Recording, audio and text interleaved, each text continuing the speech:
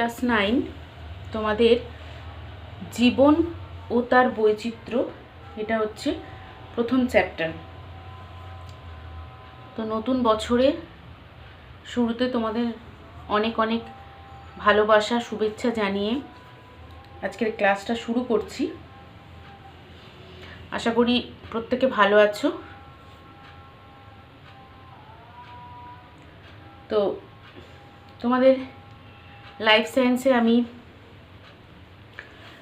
প্রথম দিনে যেটা পড়াবো সেটা হচ্ছে গিয়ে জীবন ও তার বৈচিত্র্যের যে প্রধান টপিক প্রথমেই রয়েছে সেটা হচ্ছে জীবনের মূল বৈশিষ্ট্য।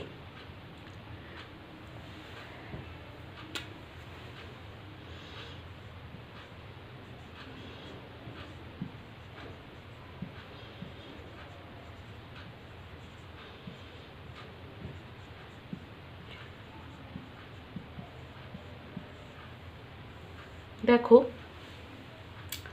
প্রথম কথা, জীবন কার আছে সেটা আমাদের জানতে হবে। জীবন আছে যার, সেই সজীব। যার জীবন নেই সে জড় পদার্থ। তো যাদের জীবন আছে তাদের জীবনের বেঁচে থাকার জন্য কিছু বৈশিষ্ট্য দেখা যায় এবং সেই বৈশিষ্ট্যগুলো তাদের মৌলিক ধর্ম বলতে পারো, কারণ এই বৈশিষ্ট্যগুলো ছাড়া জীবনের কোনো মূল্যই থাকে না। তো যারা জীবিত বা সজীব তাদের জীবনের যে মূল বৈশিষ্ট্য সেগুলো কি? দেখো, প্রথম কথা, একটু আগে আমি বললাম যাদের জীবন আছে তারা সজীব। তাহলে এদের বৈশিষ্ট্যগুলো সজীবতার বৈশিষ্ট্য বলতে পারি, অর্থাৎ কোনো সজীব হতে গেলে তার শর্ত বলতে পারি। এগুলোই হচ্ছে মূল বৈশিষ্ট্য। তো প্রথম যে বৈশিষ্ট্য সেটা হচ্ছে কি, যে ক্যাপাসিটি অফ রিপ্রোডিউস। এটা হচ্ছে সজীবতার প্রধান বৈশিষ্ট্য বা জীবনের মূল বৈশিষ্ট্য বলতে পারো। সেটা হচ্ছে এরা প্রজননে সক্ষম হবে।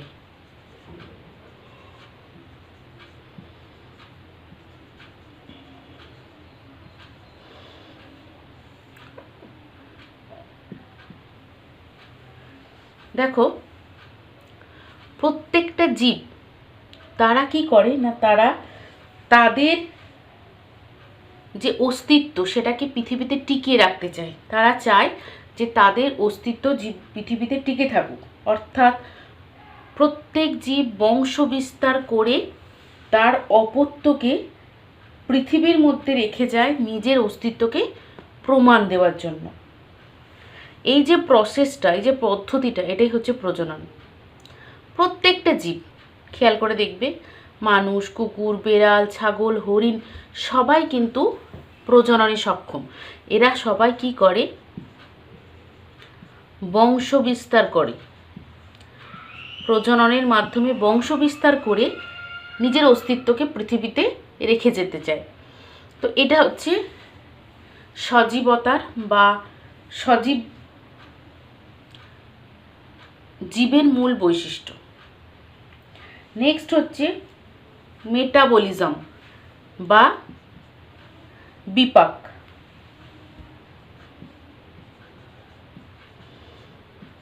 দেখো, তুমি যদি হিউম্যান বডিকে কল্পনা করো, একটা মানুষের শরীর, সেই শরীরে সমস্ত যন্ত্রপাতি সব কিছু বেঁচে রয়েছে।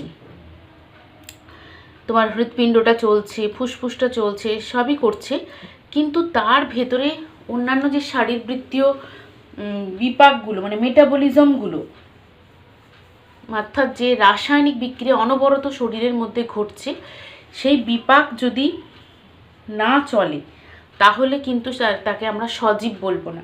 তুমি খাদ্য গ্রহণ করছো, খাদ্য গ্রহণ করার ফলে কি হয় না, সেই খাদ্য আমাদের শক্তিতে কনভার্ট হয়। তো খাদ্য শক্তিতে কনভার্ট হতে গেলে কি লাগে না, বিপাক ক্রিয়া লাগে। এই বিপাকের মাধ্যমে শক্তি তাহলে দেখো তুমি খাদ্য খাচ্ছ, তোমার পেট ভরে যাচ্ছে, কিন্তু বিপাকটা মাঝখান থেকে অফ রয়েছে, যেটা শক্তিতে কনভার্ট করতে পারছে না খাদ্যটাকে। তুমি স্বাদ পাচ্ছ, টেস্ট পাচ্ছ, সবই পাচ্ছ, কিন্তু শক্তিতে কনভার্ট হচ্ছে না। তাহলে কি হবে? তোমার শক্তি উৎপন্ন হবে না, তুমি যতই খাও তুমি দুর্বল হতে থাকবে এবং একটা সময় মৃত্যুর দিকে তড়িয়ে যাবে। তার মানে কি, বিপাকটা হচ্ছে সজীবতার আরেকটি প্রধান বৈশিষ্ট্য। অর্থাৎ প্রত্যেকটা জীবের কোষে অনবরত, প্রতিটা সজীব কোষে, একটা কোষে নয়, প্রতিটা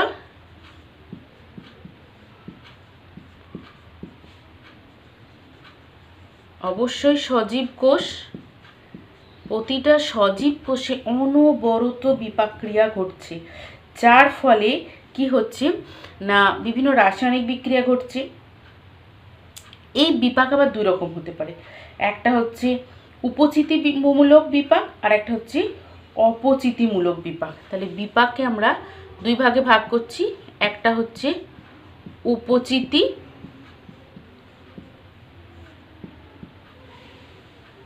আর একটা হচ্ছে অপচিতি।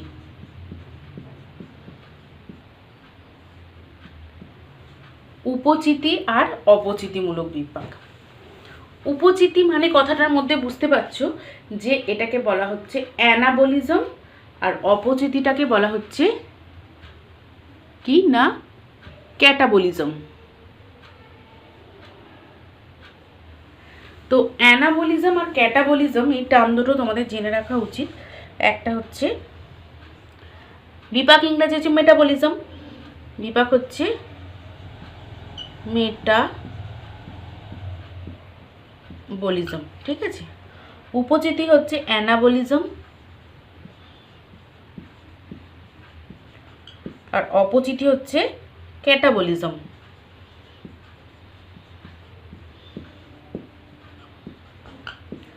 হলো। উপচিতিমূলক বিপাক হচ্ছে গঠনমূলক, অর্থাৎ যে বিপাকের ফলে জীবদেহের শুষ্ক ওজন, ড্রাই ওয়েটটা বৃদ্ধি পায় তাকে বলা হচ্ছে উপচিতিমূলক বিপাক। অর্থাৎ যে বিপাক ক্রিয়ার ফলে জীবদেহের ওজন বৃদ্ধি পাচ্ছে, শুষ্ক ওজন, ড্রাই ওয়েট বৃদ্ধি পাচ্ছে, তাকে বলা হচ্ছে উপচিতিমূলক বিপাক। যেমন ধরো মানুষের ক্ষেত্রে পুষ্টি, ঠিক আছে, তুমি খাদ্য গ্রহণ করছো, তো উপচিতির উদাহরণ হবে পুষ্টি। তো এই পুষ্টির ফলে তোমার ওয়েট বৃদ্ধি পাচ্ছে, তুমি কি বলবো, তোমার বৃদ্ধি হচ্ছে, তাই না? পুষ্টি যদি ঠিকঠাক না হয় তোমার বৃদ্ধি হবে না। এছাড়া উদ্ভিদের ক্ষেত্রে ফটোসিনথেসিস, সালোক সংশ্লেষ, এটা এক ধরনের উপচিতিমূলক বিপাক। কারণ সালোক সংশ্লেষ প্রক্রিয়ায় কি হয় না, কার্বন ডাইঅক্সাইড এবং জল, ক্লোরোফিল, সূর্যালোকের সংমিশ্রণে, ছোটো ছোটো উপাদানগুলোর সংমিশ্রণে কি হয় না উদ্ভিদের খাদ্য তৈরি হয়, গ্লুকোজ তৈরি হয়, তার ফলে উদ্ভিদের পুষ্টি হচ্ছে এবং উদ্ভিদের শুষ্ক ওজন বৃদ্ধি পাচ্ছে। তাহলে এগুলো হচ্ছে উপচিতি। তাহলে উপচিতিমূলক বিপাক কাকে বলবো? যে বিপাকরায় জীবদেহের ওজন বা শুষ্ক ওজন বাড়ে তাকে বলা হচ্ছে উপচিতিমূলক বিপাক। তাহলে অপচিতি মানে গঠনমূলক, যদি এটা হয় এটা ভাঙনমূলক হবে, পুরো বিপরীত। অর্থাৎ যে বিপাক ক্রিয়ার ফলে জীবদেহের শুষ্ক ওজন হ্রাস পায় তাকে বলা হচ্ছে অপচিতিমূলক বিপাক। যেমন হচ্ছে ধরো শ্বসন। শ্বসনের ফলে কি হয় না, শ্বসনের ফলে আমরা পুষ্টির মাধ্যমে যে শক্তি অর্জন করেছি সেই অর্জনটা শ্বসনের ফলে ভেঙে গিয়ে কি হয় না, সেটা বিভিন্ন শারীরবৃত্ত কাজ করতে সাহায্য করে, তাই না? তো এখানে জীবদের শুষ্ক ওজন হ্রাস পায়। এছাড়াও অপচিতিমূলক বিপাক বলতে পারো তোমার বিভিন্ন ধরনের যে আমাদের রেচন, তাই না? আর রেচন ক্রিয়ার ফলে কি হয়, এটা একটা রেচন কীভাবে তৈরি হয় না, আমাদের যে দূষিত পদার্থগুলো, রেচিত পদার্থগুলো, সেগুলো দেহ থেকে বের হয়ে যায়। বের হয়ে গেলে কি হবে, জীবদের শুষ্ক ওজন হ্রাস পাবে। তো এই কারণে অপচিতিমূলক বিপাক বলা হচ্ছে কাকে, শ্বসন এবং রেচনকে। বেশ, এরপরে জীবনের যে বৈশিষ্ট্য সেটা হচ্ছে কি না, কোনো কিছুতে রেসপন্ড করা, অর্থাৎ যেটাকে আমরা বলছি কোনো স্টিমুলি, কোনো উত্তেজনা বা কোনো উদ্দীপনায় সাড়া দেওয়া, অর্থাৎ উদ্দীপনায় সাড়া প্রদান। দেখো তোমাকে অ্যাবনর্মালিটিস কখন বলবে? তোমাকে যখন কেউ ডাকবে, তোমার নাম ধরে ডাকলো, বা তোমাকে কেউ কোনো কিছুভাবে তুমি সংকেতের মাধ্যমে কিছুর মাধ্যমে তোমাকে ডাকলো এবং তুমি সেটাতে রেসপন্ড করলে, সেটাই তো স্বাভাবিক, তাই না? তো উদ্দীপনায় সাড়া দেওয়াটাও কিন্তু সজীবতার একটা ধর্ম, কারণ প্রত্যেকটা জীব মাত্রই উদ্দীপনায় সাড়া দেয়। জীবের উত্তেজনায় সাড়া দেওয়ার ধর্মটাকেই বলা হচ্ছে উত্তেজিতা। উত্তেজিতা। দেখো উত্তেজনায় সাড়া দেওয়া এটা যদি স্বাভাবিক ধর্ম না হয়, তাহলে কিন্তু তাকে আমরা স্বাভাবিক জীব বলবো না। কেন? ধরো তোমাকে কেউ ডাকলো, তুমি সাড়া দিলে না। আবার ধরো গাছেদের ক্ষেত্রে এরা কীরকম উত্তেজনায় সাড়া দেয় না, এরা চলন গমন করে, তাই না? গমন এদের কম হয়, চলনই মেনলি হয়, তাতে উত্তেজনায় সাড়া দেয়। তারপরে ধরো বিভিন্ন পশু পাখি, এরা কি হয় না, এদেরকে যদি আমরা এদের কাছে যাই, ওরা ভয়ে সরে যায়, বুঝতে পারি, মানে উত্তেজনায় সাড়া দিয়ে নিজেদেরকে পরিবেশের সঙ্গে মানিয়ে নেওয়ার চেষ্টা করে। তো এটা হচ্ছে জীবনের এক ধরনের বৈশিষ্ট্য, যেটা হচ্ছে উদ্দীপনায় সাড়া দেওয়া। এবং এই উদ্দীপনায় সাড়া দেওয়ার যে ধর্ম, তাকে বলা হচ্ছে উত্তেজিতা। নেক্সট যে ধর্ম, সজীবতার ধর্ম বা জীবনের মূল বৈশিষ্ট্যের মধ্যে সেই বৈশিষ্ট্যটার নাম কি না, প্রোটোপ্লাজমীয় সংগঠন।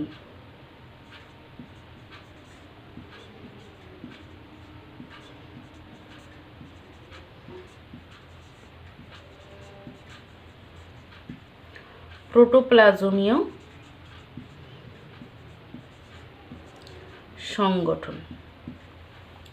তো প্রোটোপ্লাজমীয় সংগঠন বলতে কি, দেখো না, আমরা যারা সজীব তারা কেউ কেউ এককোষী, কেউ কেউ বহুকোষী, অর্থাৎ কেউ ইউনিসেলুলার, কেউ মাল্টিসেলুলার, অর্থাৎ কারোর বডি একটা সেল দিয়ে তৈরি, কারো হচ্ছে মাল্টিপল সেল দিয়ে তৈরি, মিলিয়ন বিলিয়ন সেল দিয়ে তৈরি।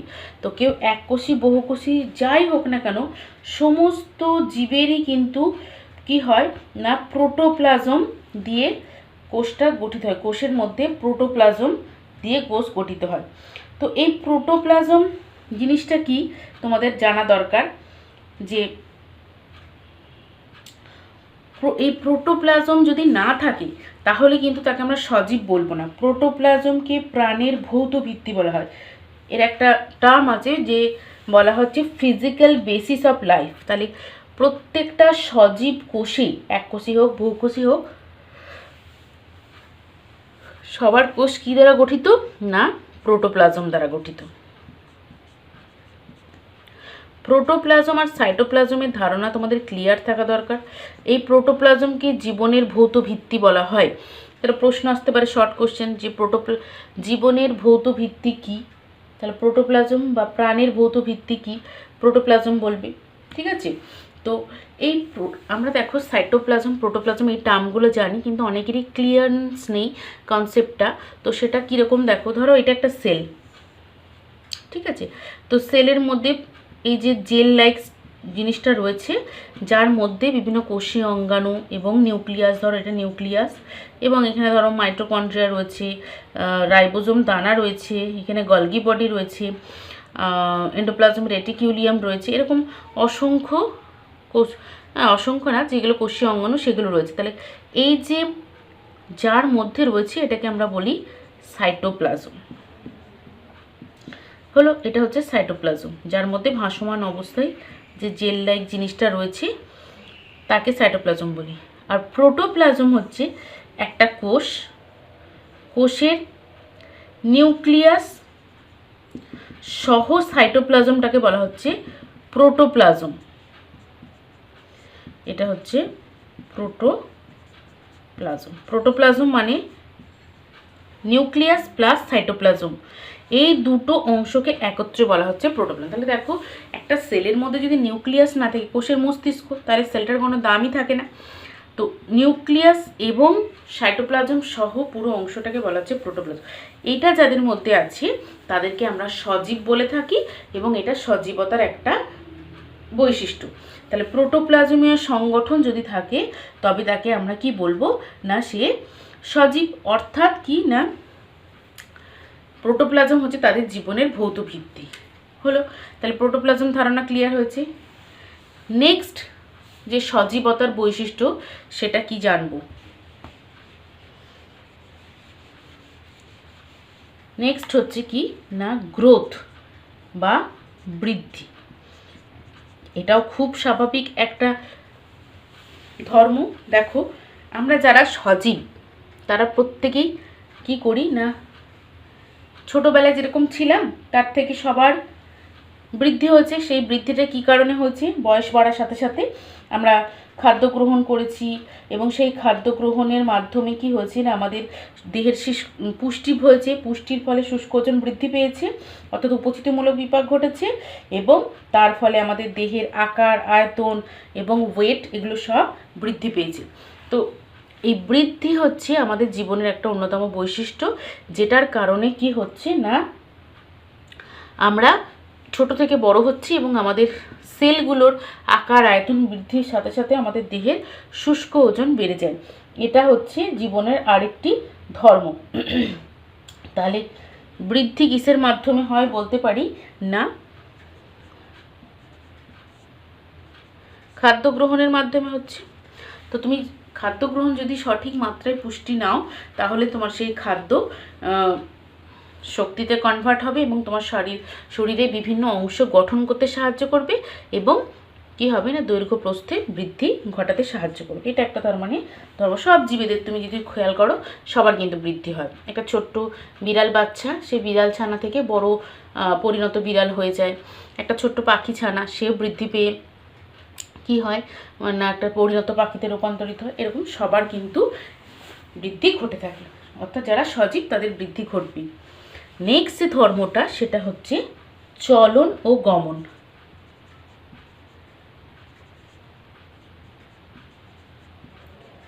অর্থাৎ মুভমেন্ট অ্যান্ড লোকোমোশন।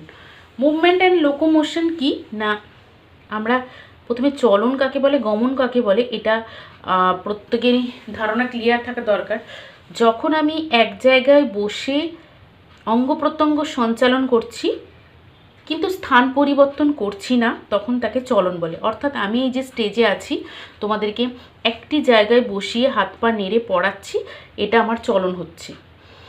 গমন কাকে বলবো না অঙ্গ প্রত্যঙ্গ সঞ্চালনের সাথে আমি যদি এক জায়গা থেকে আরেক জায়গায় স্থান পরিবর্তন করি তখন তাকে গমন বলা হবে। অর্থাৎ আরেকটি উদাহরণ দিচ্ছি, তুমি ধরো ক্লাসরুমে বসে আছো এবং তুমি পেন খাতা নিয়ে পড়াগুলো নোট করছো, এটা হচ্ছে তোমার চলন হচ্ছে, তো তুমি হাত পা সঞ্চালন করছো এবং তুমি পরক্ষণেই হাত পা সঞ্চালনের মাধ্যমে ক্লাসরুম থেকে বাইরে কোনো কারণে বেরিয়ে গেলে।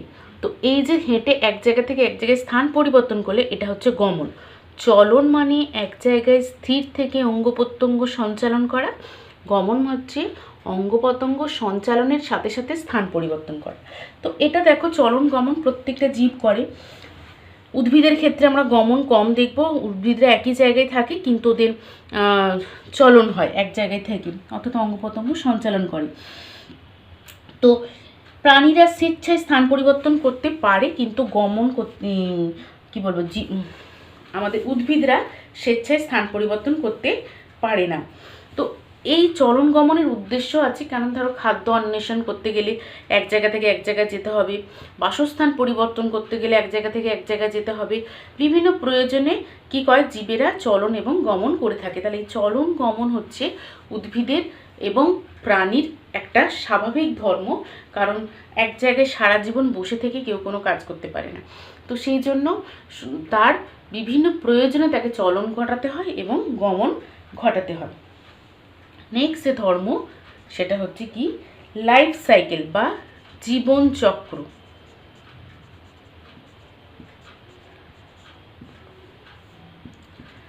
দেখো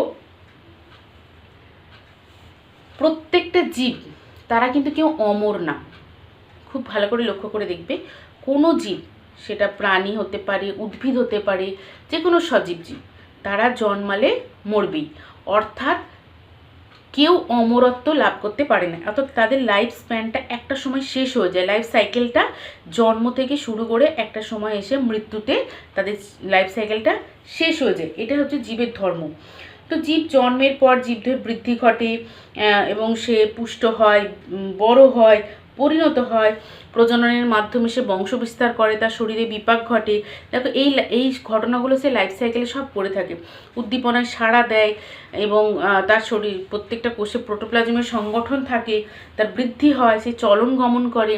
অর্থাৎ পুরো লাইফ সাইকেলটা সে কাটিয়ে দেওয়ার পর কি হয়, একটা সময় তার শরীরে কি হয় না, বার্ধক্য চলে আসে এবং অবশেষে জীবনে কি ঘটে না, তার মৃত্যু ঘটে।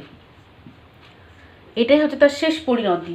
তো জীবের জন্ম, বৃদ্ধি, বংশবিস্তার, বার্ধক্য, মৃত্যু, এই সমস্ত ঘটনাগুলি পর্যায়ক্রমে যে ঘটে এটাকেই বলা হচ্ছে জীবনচক্র। কারণ একটা মানুষের লাইফ তার শুরু হয় এবং সেটা লাইফ সাইকেলটা একটা জায়গায় এসে থেমে যায়। এই যে চক্রটা, এটাকেই বলা হচ্ছে জীবন চক্র। অর্থাৎ সেই ছোট ছিল, ছোট থেকে আস্তে আস্তে বড় হলো, বড় হয়ে তার জীবনের সমস্ত কাজকর্মগুলো চললো, তারপরে একটা সময় তার বার্ধক্য হলো এবং একটা সময় সে পৃথিবী থেকে চলে গেল।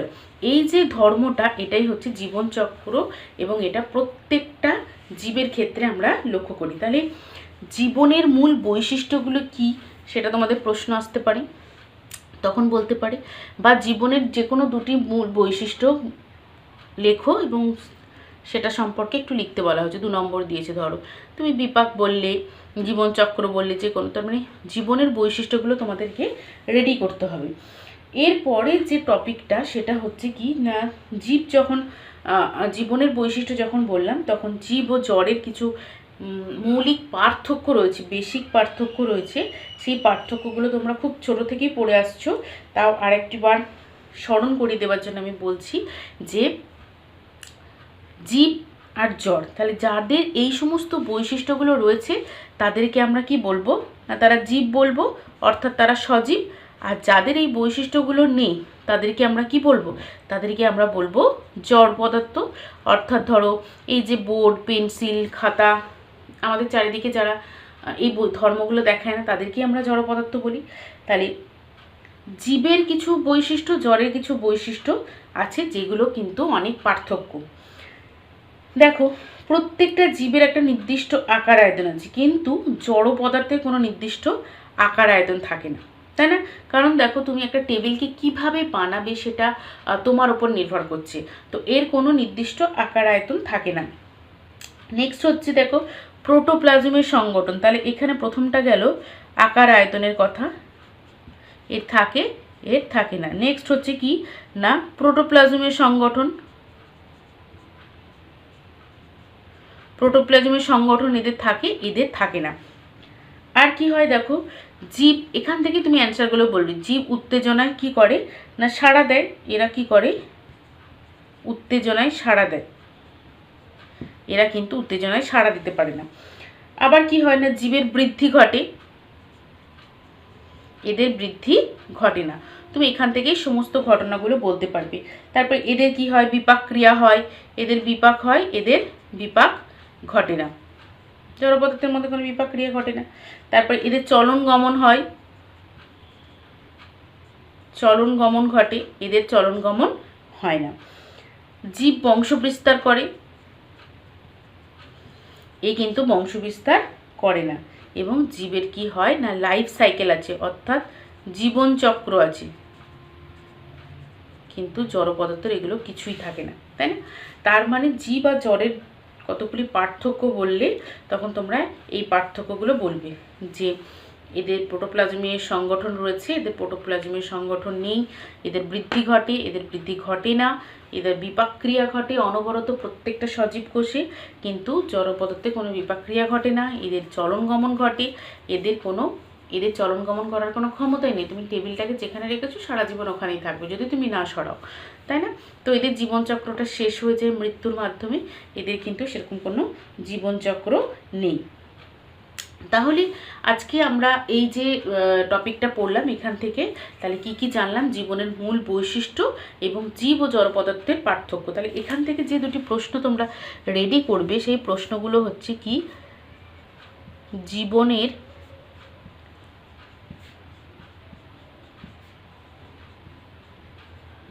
বৈশিষ্ট্যগুলি লেখো।